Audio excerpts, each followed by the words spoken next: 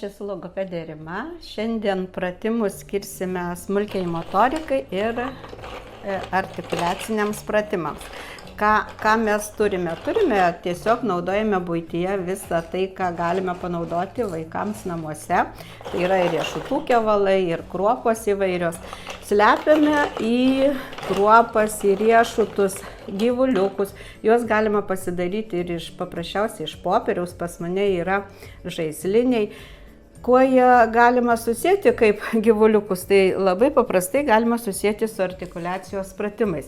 Tai dabar arkliukas, ieškome arkliuko, slepiame arkliuką, ieškome arkliuko, vaikas ištraukia arkliuką ir sakome, kaip arkliukas joja su liežuvėliu daro. Arkliukas joja, mokome vaiką taip kalbos.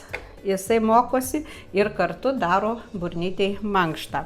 Toliau mes turime katinėlį. Katinėlį vėlgi galim paslėpti, ištraukiame katinėlį, leidžiame vaikui ištraukti. Ir katinėlis, kas čia yra katinėlis? Kaip katinėlis sako miau, o kaip katinėlis pienelį laka. Liežuvėlį kišame ir lakame, rodome vėl vaikui artikuliacinius pratimus, kaip gali lakti pienelį jisai. Kada skaniai palakė pienelio, mes burnytę apsilaižome. Vėl katinėlis mėgsta skaniai pavalgęs apsilaižyti.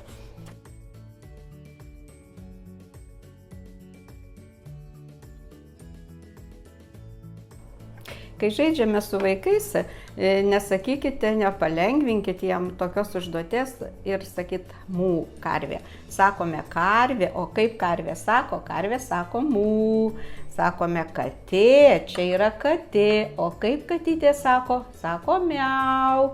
Dar yra šuniukas, kaip šuniukas sako au.